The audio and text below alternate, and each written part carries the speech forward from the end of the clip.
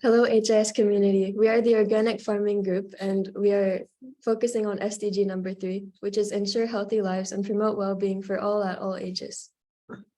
I'd like to start things off by talking about our project vision. We'd like to create a unique educational experience for people to learn about organic farming and its benefits. Through this, we can have an immersive experience that will leave a lasting impression on our participants. We recognize that organic farming requires a certain level of technical expertise and knowledge, and our goal is to create an accessible yet informative experience that we can bring back to our HIS community. Midori Farm is an organic farm in Kyoto owned by Chuck Kaiser, who cultivates the land to produce organic crops in a way that is safe for the environment as well as consumption. He often hosts volunteers from around the world and from Japan. When we go to the farm to help, he will teach us the systems of organic farming using his teaching experience and knowledge of organic farming. Organic farming is an important component of living sustainably, but it's frequently overlooked in favor of more industrialized farming practices, especially in Japan.